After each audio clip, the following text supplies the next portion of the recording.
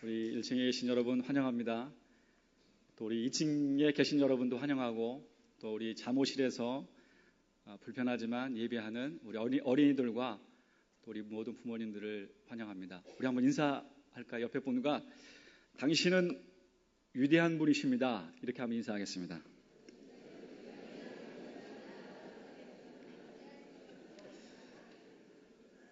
제 인사하시는 거 보니까 약간의 형식적인 것 같아서 진지하게, 정말 진지하게 그 옆 사람을 존중하는 마음으로 우리 진심을 담아서 다시 한번 인사하시죠.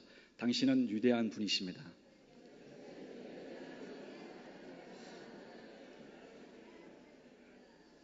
자, 믿으시면 아멘. 자, 혹시 2층에 제 목소리가 안 들리시는 분들은 빨리 교육자님들에게 말씀해 주시면 감사하겠습니다. 자, 먼저 여러분에게 근본적인 질문을 하나 먼저 드리길 원합니다. 여기 계신 성도님들은 이 땅에 사는 목적이 무엇이라고 생각하십니까? 이 세상에서 내가 존재하는 이유가 뭐라고 생각하시나요? 어떤 이유로 살아가고 계신가요?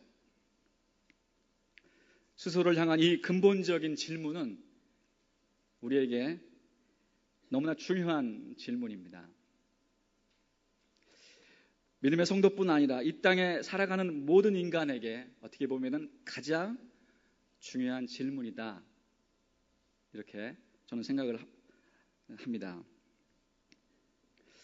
삶의 이유에 대한 질문을 할 때 어떤 사람은 고달픈 인생 죽지 못해 산다고 말하기도 합니다.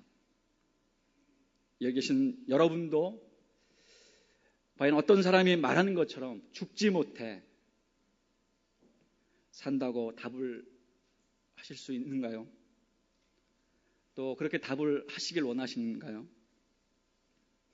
사는 이유든 또한 사는 목적이든 이런 질문에 대한 답을 하기가 솔직하게 쉽지 않은 것을 볼 수 있습니다. 그런데 만약 이 근본적인 삶에 대한 질문에 답을 하기 힘들다면 이제 남은 삶에 있어서 좀 더 진지하게 이 물음에 대한 깊이 있는 자성의 소리가 우리 안에서 있어야 되지 않을까, 그런 생각을 하게 됩니다. 톰 행크스가 주연한 포레스트 검프라는 영화를 여러분 보셨는지 모르겠습니다. 저는 개인적으로 이 영화를 영화관에서 보게 됐는데요. 이 영화를 보면 인생에 대한 현대인들의 생각이 잘 나타나 있습니다. 영화의 처음과 또한 마지막에는 깃털 하나가 바람에 따라 날아다니는 것을 보게 됩니다. 그 장면이 오랜 동안 상영됩니다. 깃털은 그저 바람에 따라 계속 떠다닐 뿐 아니라 이 깃털은 주인공 포레스토를 대변하는 상징물입니다. 주인공인 포레스토는 일반인보다 지능이 많이 떨어져서 자기 인생의 목표와 목적을 세울 능력이 없는 사람입니다. 포레스토의 삶은 모든 것이 우연의 연속으로 그렇게 진행됩니다.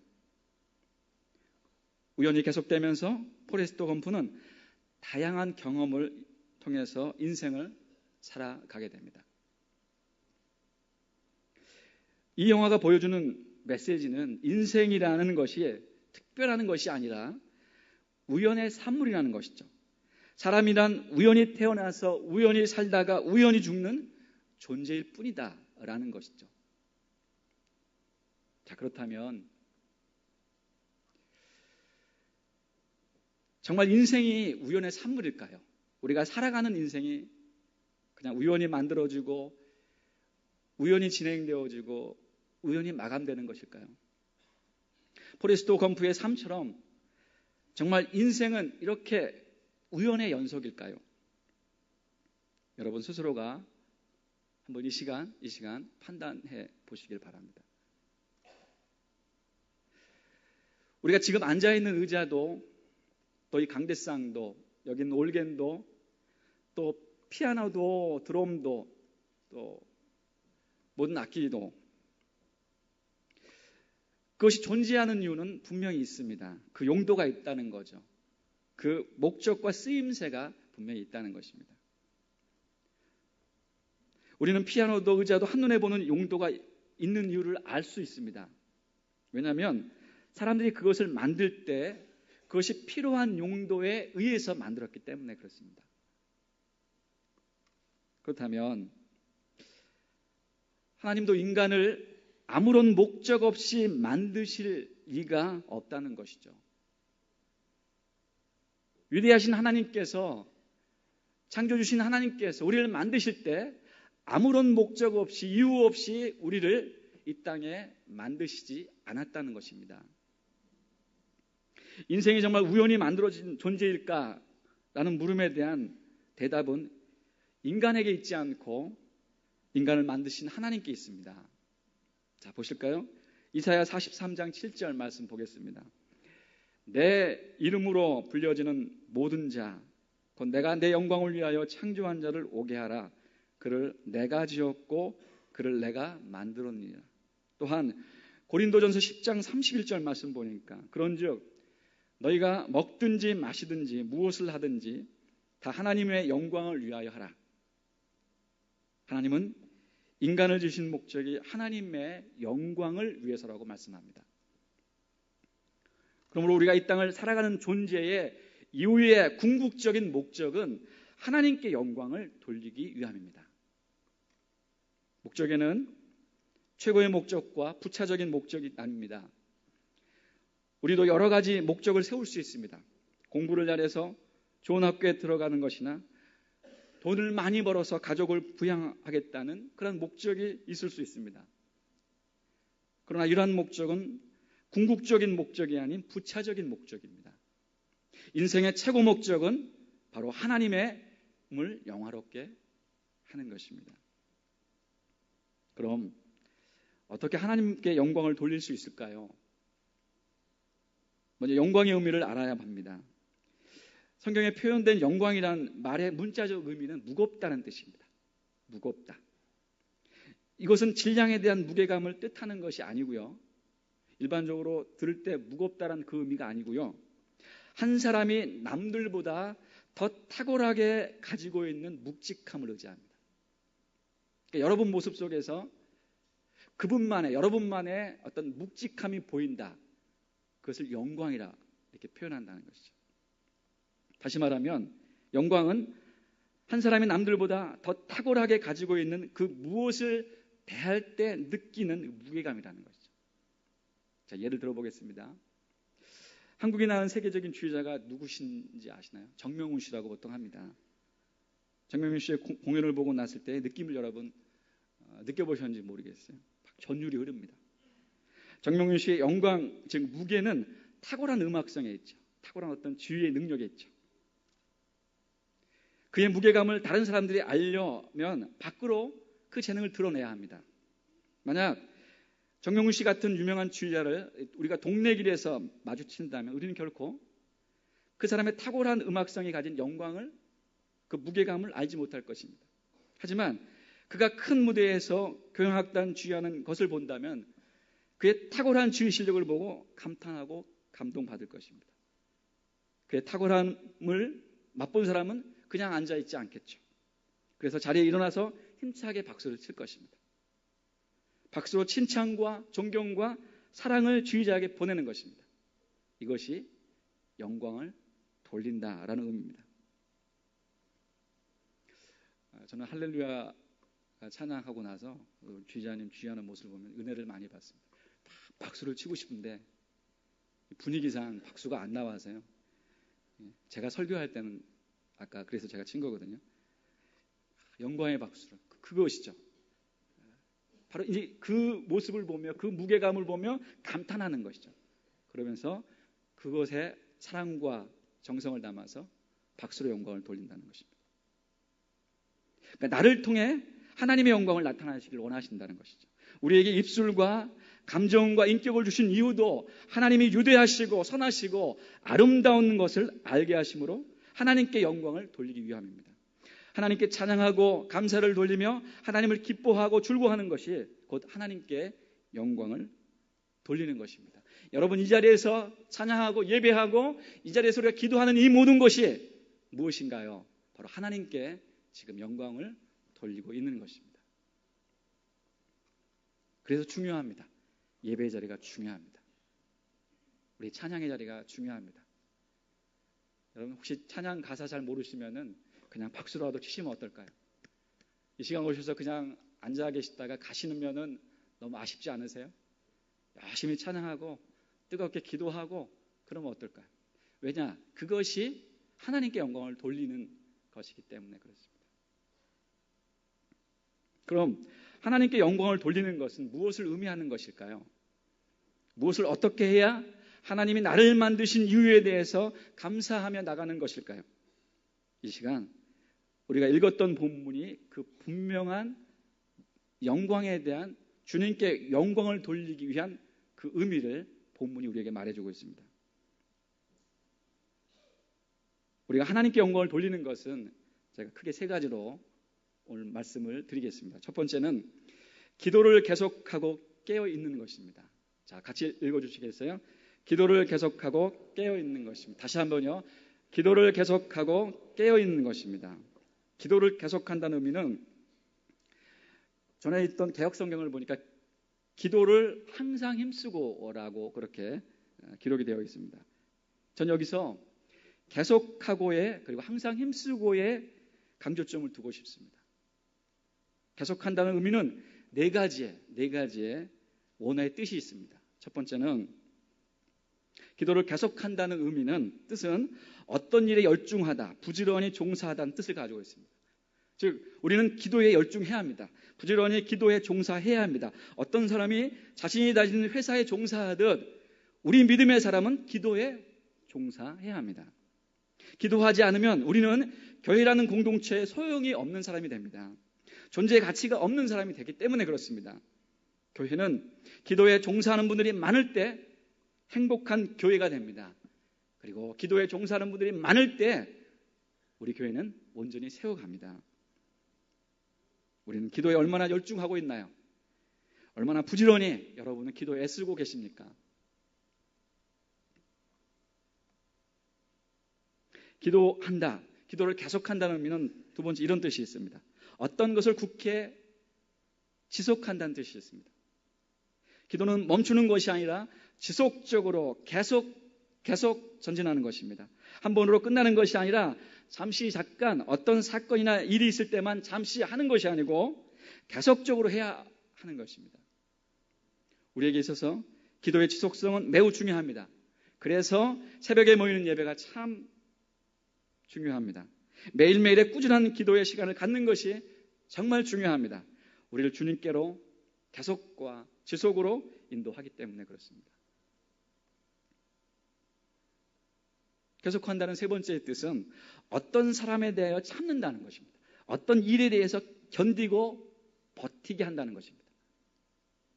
기도의 연속은 우리를 버티게 하고 견디게 하는 힘이 있습니다. 성도 여러분, 지금 얼마나 힘드시나요?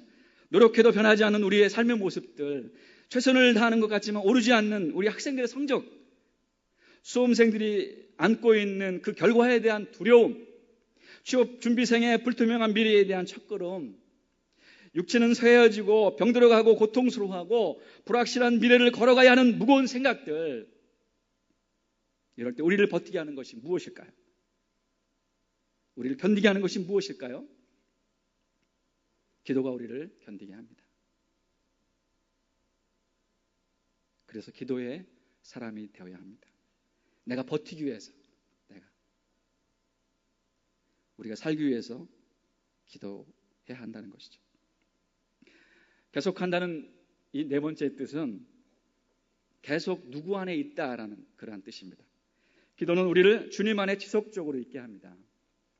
성도의 참된 자유는 주님 안에 있을 때 가능합니다. 주님 안에 생활하는 것이 진정한 행복이라는 것이죠.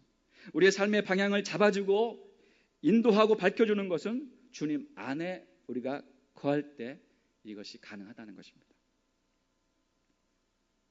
주님 안에 있다는 것에 늘 감사하는 우리 성도님들 되시길 바랍니다. 우리가 이 자리에 있고 우리 이 자리에 찬양하고 기도할 수 있고 봉사할 수 있다는 것에 여러분 감사하길 바랍니다. 내가 주님께 간섭받고 주님이 주신 선한 양심을 통해서 자꾸만 나를 찌르고 그 찔림에 반응하는 나의 모습이 있다는 것에 우리는 감사해야 합니다. 또한 이 계속한다는 네 가지와 동일하게 기도의 감사함으로 깨어있으라 말합니다. 깨어있으라. 깨어있다는 것은 지켜보다라는 의미입니다. 경계하다, 정신 차리고 있다의 뜻을 가지고 있습니다. 기도는 나의 현재의 영적 상태와 육적 상태를 보고 느끼게 한다는 것이죠. 여러분, 기도하면 우리의 모습이 보입니다. 내가 얼마나 비참한 인간인지, 내가 얼마나 약한 인간인지 우리가 깨어 기도하면은 그 모습이 보인다니까요. 내가 교만하다, 아직도 여러분 그런 자만함이 있다라고 한다면 그분은 기도하는 분이 아닙니다. 기도하면은 나의 가장 밑의 모습을 보게 됩니다. 나의 처절한 아픔을 보게 됩니다. 그렇기 때문에 우리가 깨어 기도하는 것이죠. 그리고 악한 사단의 권세와 공격의 위험 속에서 나를 늘 긴장하게 하는 것입니다. 또한 나의 마음과 생각이 해이해지지 않도록 나를 정신 차리게 하는 것이 바로 계속적이고 깨어있는 기도입니다. 그래서 우리는 기도를 계속하고 깨어 있어야 합니다. 하나님께서는 우리의 끈기 있는 기도를 통해 영광 받으시길 원하신다는 사실을 기억하고 나를 이 땅에 버티게 하는 힘이 여기에 있다는 것을 깨닫고 기도의 자리에 있기를 사모하는 성도 여러분 되시길 바랍니다. 그것이 우리가 사는 길이기 때문에 그렇습니다. 이것이 우리가 버티는 길이기 때문에 그렇습니다. 하나님께 영광을 돌리는 것은 무엇을 의미하는 것일까요? 두 번째는 전도할 기회를 주실 때 그 기회를 붙잡는 것입니다. 한번 읽어주시겠어요? 전도할 기회를 주실 때 그 기회를 붙잡는 것입니다. 죄송합니다. 다시 한번 크게 읽어주세요. 전도할 기회를 주실 때 그 기회를 붙잡는 것입니다. 할렐루야. 여러분, 그렇습니다. 전도할 문을 우리에게 열어주사라는 이 의미는, 문을 열다라는 표현은 기회의 제공을 의미합니다. 하나님은 전도자에게 말할 수 있는 장소를 제공하심으로 전도의 문을 여십니다. 이방인들에게 믿음의 가능성을 부여함으로 믿음의 문을 여신다라는 그 의미입니다. 11월 15일은 우리 교회가 준비하고 있는 해피데이 전도 축제의 날입니다. 이 축제의 날은 우리에게는 어떤 날인가? 기회의 날이라는 것이죠. 우리가 하나님께 우리를 만드신 삶의 목적을 분명히 알려드리는 그런 기회입니다. 믿지 않는 자들에게 믿음의 가능성을 하나님은 우리를 통해서 열어주길 원하고 계십니다. 그래서 설교 이후에, 이 시간 이후에 오늘 주보에 끼어드린 전도 작정서에 우리가 생각하고 기도하고 있는 그분을 우리가 작정할 겁니다. 우리가 작정함과 동시에 하나님께서 분명히 믿지 않는 자들에게는 믿음의 가능성을 열어주실 것이라는 그런 확신을 가지고 작정하는 시간에 여러분 모두가 한 분도 빠짐없이 동참해 주시길 바랍니다. 그럼 전도의 문을 우리에게 열어주심으로 기회를 주신다고 말씀하고 있는데, 전도란 무엇을 전하는 것일까요? 바로 그리스도의 비밀입니다. 신비를 말합니다. 그리스도의 비밀의 뜻은, 이 신비의 뜻은 입이나 입술을 닫다, 다물다에서 유래되었습니다. 언급될 수 없거나 언급돼서는 안 되는 말이라는 뜻을 가지고 있습니다. 따라서 이 단어는 감추어진 것, 신비를 뜻합니다. 이 비밀은 오직 믿는 자들에게만 전수됩니다. 그리고 비밀을 맡은 자들이 다른 사람들에게 전달되지 못하도록 되어 있었습니다. 비밀의 헬라어적 개념에서 죽음과 삶의 문제는 물론 인간의 이성으로 접근할 수 없는 경험이라는 엄격히 비밀의 의미를 가지고 있다는 것이죠. 인간이 가까이 할 수 없는 하나님의 신비를 이 비밀은 가지고 있다는 것입니다. 그런데 이 감추어진 이 비밀을 먼저 믿음의 성도인 우리에게 알려주셨습니다. 여러분 한번 생각해 보십시오. 여러분이 가지고 있는 비밀이 있을 때, 개인적으로 비밀이 있을 때 그 비밀을 어떻게 하시나요? 아무에게나 말하지 않으시잖아요. 믿을 만한 사람들에게 분명히 그 비밀을 말하시잖아요. 그렇죠, 여러분? 그럼 왜 하나님께서 우리에게 먼저 하늘의 이 위대한 비밀을 말하셨을까요? 그것은 여러분과 제가 믿을 만한 사람으로 인정받았기 때문이 아닐까요? 이제는 우리에게 알려주신 이 비밀을 하나님은 지상의 모든 믿지 않는 사람에게 알려지길 원하신다는 것이죠. 누굴 통해서 알려주길 원하시나 바로 이 비밀을 맡은 자들인 믿을 만한 그 사람, 바로 여러분과 저라는 것입니다. 이제 이 복음의 비밀이 밖으로 나와 밝게 세상을 비추어져야 합니다. 여러분과 저를 통해서 세상을 향해 선포되어져야 합니다. 여러분 옆 사람과 한번 인사하겠습니다. 진지하게 인사해 주세요. 하나님이 당신을 인정하셨군요. 이렇게 하면 인사 한번 할까요?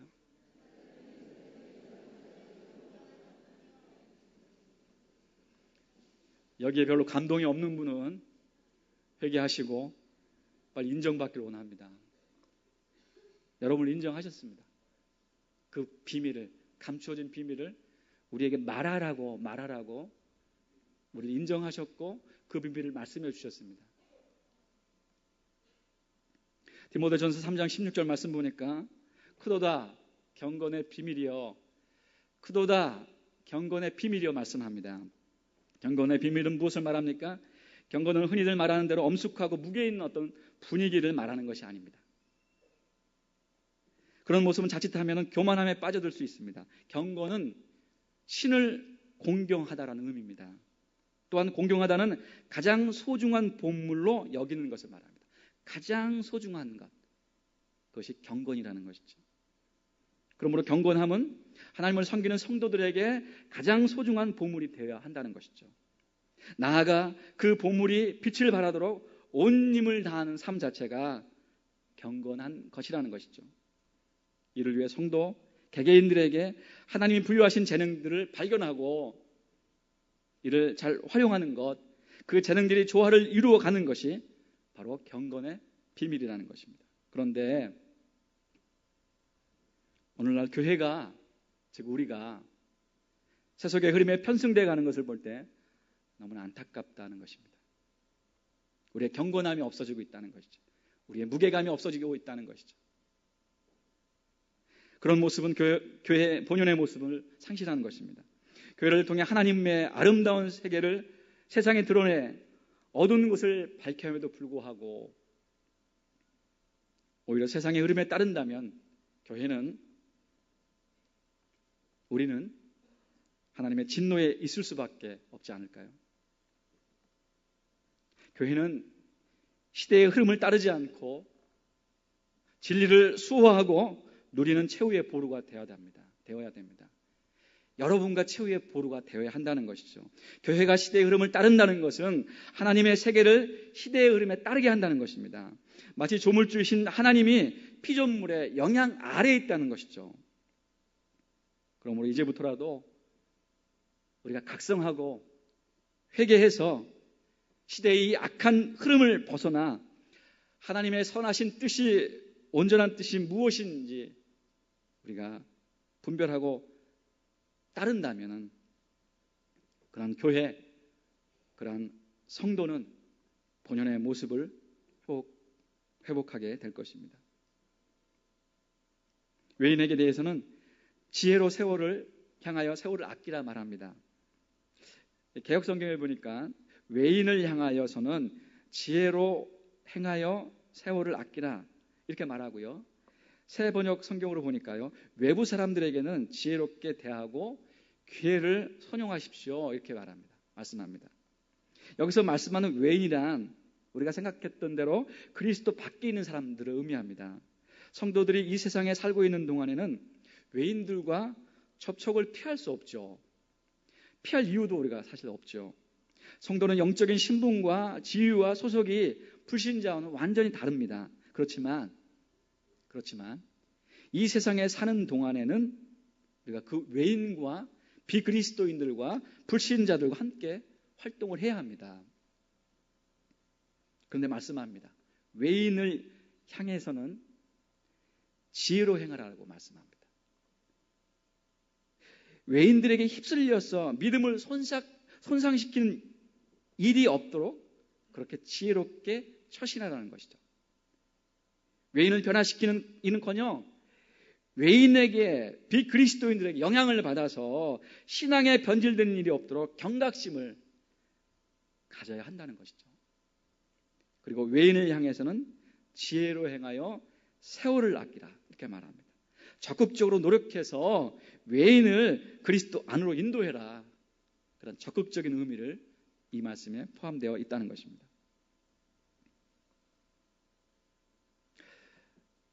사과를 팔던 소년의 이야기입니다. 그는 열차 통로를 지나면서 이렇게 말합니다. 사과 사십시오. 제일 맛있는 사과가 여기 있습니다. 맛보시면 놀랄 것입니다. 하면서 그 통로를 지나갑니다. 그런데 열차 끝부분까지 갔지만 사과는 여전히 한 광줄이 가득 남아있고 돈은 한 푼도 못 벌게 됩니다. 공경에 처해 있는 소년을 본 한 신사가 소년을 옆으로 불러내서 가르쳐줍니다. 그는 기차 앞쪽으로 가더니 그 사과를 자기의 손수건으로 광을 냅니다. 그리고 통로를 지나면서 그 사과를 와작와작 씹으면서 이 사과가 얼마나 맛있는지 정말 놀랐네. 와, 정말 맛있다. 라고 하며 그렇게 큰 소리로 사과를 맛있게 먹으면서 그렇게 지나갑니다. 그런 후 그는 소년에게 한 번 더 팔아보라고 이야기합니다. 이번에는 사과가 다 팔렸습니다. 어떤 차이일까요? 사과가 잠재 고객들의 관심을 끌었다는 것이죠. 이 이야기는 다른 사람들이 예수 그리스도의 복음에 관심을 가지게 할 수 있는 한 가지 방법을 가르쳐 줍니다. 무엇이냐? 복음이 우리의 삶을 어떻게 바꾸었는지를, 복음이 여러분과 저의 삶을 어떻게 변화시켰는지를 그렇게 보여줌으로 복음이 그들에게 매력적으로 다가가게 해야 한다는 것이죠. 여러분, 정말 우리의 모습이 매력적인가요? 어떻습니까? 여러분의 삶의 현장에서 정말 매력적인 사람으로, 정말 위대한 사람으로, 우리 위대하다고 지금 인사했지만 정말 그렇게 우리가 삶에서 실천하고 있는지 우리 스스로에게 지금 물어보시길 바랍니다. 칼빈은 믿지 않는 사람들에게 지혜로 행해야 할 그 이유를 세 가지로 정리합니다. 우선은 성도들이 믿지 않는 사람들 앞에서 지혜롭지 못하게 잘못과 실수를 자주 하게 되면 그것으로 인하여 그들이 더욱 기독교를 멀리하고 구원의 길에 들어오지 못하게 만드는 것과 같기 때문이다. 이렇게 말합니다. 이는 마치 소경 앞에 장애물을 놓는 것 같다. 그렇게 말합니다. 또한 그런 실수나 잘못으로 인하여 비그리스도인들이 복음에 대하여 비판을 한다고 말합니다. 그리고 세 번째, 성도들이 실수와 잘못을 안 할지라도 세상 사람들과 지혜롭게 관계를 맺지 않으면 그만 그들과 융화되어 신앙의 손해를 본다. 이렇게 정의합니다. 그렇기 때문에 그리스도인들은 넌 크리스천이라고 하는 비그리스도인들에 대해 정말 지혜롭게 대해야 합니다. 마냥 어울리다 보면 시간도 뺏기고요. 믿음도 손해볼 뿐 아니라 오히려 그들에게 알게 모르게 영향을 받고 있을 수 있다는 것이죠. 그렇다고 그들을 멀리할 수는 없잖아요. 믿지 않는 친구라고 함부로 할 수는 없잖아요. 오늘부터 믿지 않는다고 이제 그만 만나자, 빠이 이렇게 할 수는 없잖아요. 우리 동료들이 우리의 이웃들이고 또 믿지 않지만 피를 나눈 일가 친척이기 때문에 그렇습니다. 그리고 우리 주님이 중요한 것은 세상에서 빛과 소금이 되라고 했기 때문에 그렇습니다. 우리에게 주신 복음을, 우리에게 주신 이 복음의 비밀을 이웃들에게 알려줌으로 위대한 비밀을 지닌 성도의 사명을 다하는 이 자리에 계신 우리 모든 성도님들 되시길 바랍니다. 세 번째, 크게 세 번째, 하나님께 영광을 돌리는 것은 바로 소금의 맛을 내는 말을 하는 것입니다. 여러분 한번 크게 읽어주시겠어요? 소금의 맛을 내는 말을 하는 것입니다. 자, 제가 표준 세번역과 공동 번역으로 이렇게 정리하겠습니다. 한번 띄워주시면은, 자, 표준 세번역의 6절의 말씀을 이렇게 말합니다. 여러분의 말은 소금으로 맛을 내어 언제나 은혜가 넘쳐야 합니다. 여러분은 각 사람에게 어떻게 대답해야 마땅한지를 알아야 합니다. 그리고 공동 번역에 보니까요, 여러분은 언제나 친절하게 유익한 말을 하고 묻는 사람에게는 누구에게나 적절한 대답을 할 줄 알아야 합니다. 사람이 가장 조절하기 힘든 것이 말입니다. 성령 충만한 사람들도 한순간 말실수로 성령을 근심시키게 하는 일들을 우린 주변에서 많이 봅니다. 제가 목회자가 되면서 저에게 가장 도전을 준 것은 다름 아닌 말이었습니다. 기도와 말씀을 통해서 성령께서 점점 제 안에서 강하게 역사하고 계시지만 저의 입술을 통해서 나오는 말을 통해 내 안에 계신 성령님께 얼마나 많은 근심을 드렸는지 모릅니다. 여러분들은 어떠신지 모르겠어요. 야고보서 3장 6절 보니까 혀는 곧 불이요 불의의 세계라. 혀는 우리 지체 중에서 온몸을 더럽히고 삶의 수레바퀴를 불사르나니 그 사르는 것이 지옥 불에서 나느니라. 이렇게 말씀합니다. 혀는 우리의 모든 삶을 사일 수도 있고 혀는 우리의 모든 삶을 집어 삼킬 수 있으며 혀로 인해 하나님께 지극한 영광을 올릴 수도 있고 혀로 인해 영혼들을 죽음으로 내몰 수도 있다는 것이죠. 우리 입에서 나오는 말은 우리의 마음을 나타내는 거울이죠. 우리는 위선적으로 다른 사람을 속일 수 있지만 우리의 혀는 우리 자신을 속일 수 없습니다. 악한 것들은 우리의 마음속에 잠복하고 있다가 결정적인 이 순간에 우리가 의식하지도 못하는 순간 우리의 입술을 통해 나오는 경우가 많이 있습니다. 혀는 우리 몸의 한 부분이지만 온몸을 더럽히고 인생의 수레바퀴에 불을 지르고 마지막에는 혀도 지옥불에 타버립니다. 우리는 우리의 입술로 더러움을 내뱉어서는 안 됩니다. 우리는 우리의 입술로 악독을 내뱉어서는 안 됩니다. 그 더러움과 악독은 마귀로부터 오는 것일 수 있고요. 마귀의 나라를 강하게 하는 영양제가 될 수도 있기 때문에 그렇다는 것이죠.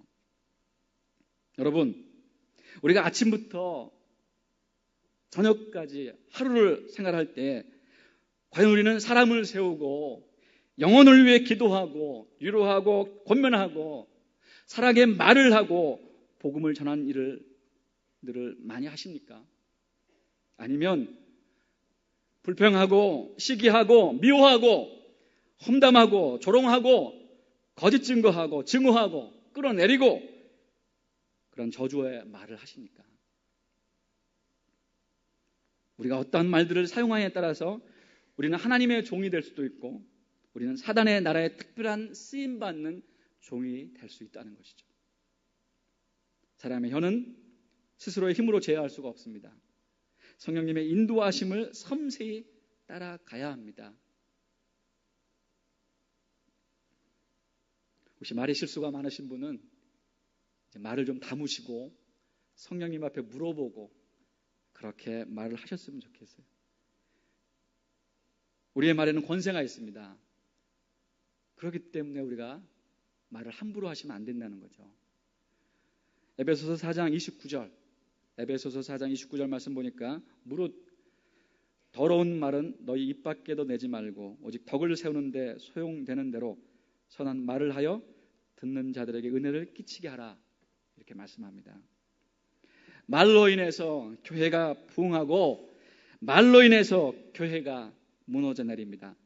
말로 인해서 가족이 사랑 가운데 거하고 말로 인해서 가족이 죽음과 같은 증오 가운데 살아갑니다. 말로 인해서 학교가 살아나고 말로 인해서 학생들이 신음하게 됩니다. 말 한마디 때문에 상처를 받고 좌절하고 말 한마디 때문에 새로운 비전과 목적을 향해 그렇게 시작합니다. 우리는 현재의 신앙 상태에 만족하며 사시면 안 됩니다. 우리의 롤 모델은 예수 그리스도이십니다. 우리의 모델은 예수 그리스도이십니다. 그에게까지 자라가야 합니다. 그러기 위해서는 가장 제어하기 힘든 우리의 혀를 제어하는 단계까지 나가야 합니다. 여기 계신 모든 성도님들은 날마다 하나님께 영광을 돌리길 바랍니다. 다시 말씀드립니다. 이 자리에서 예비하는 우리 모든 성도님들은 날마다 하나님께 영광을 돌리는 삶을 사시길 바랍니다. 그렇다면 하나님께 영광을 돌린다는 것은 내가 계속해서 깨어 기도하는 것이고, 두 번째는 전도할 기회를 주셨을 때 믿지 않는 사람들에게 허락하신 하늘의 비밀을 담대히 말하는 것이고, 세 번째는 많은 사람들에게 선한 영향을 주는 말을 하는 것입니다. 이제 우리는 우리에게 주신 지금의 삶의 시간에 하나님을 위해서 어떻게 살 것인가, 또한 이 위대한 비밀을 품고 있는 하나님의 사람으로 무엇을 살며 무엇을 하며 살 것인가 라는 명제를 계속해서 우리 스스로에게 자문하면서 그렇게 살아가는 이 자리에 계신 우리 모든 성도님들 되길 간절히 소망합니다.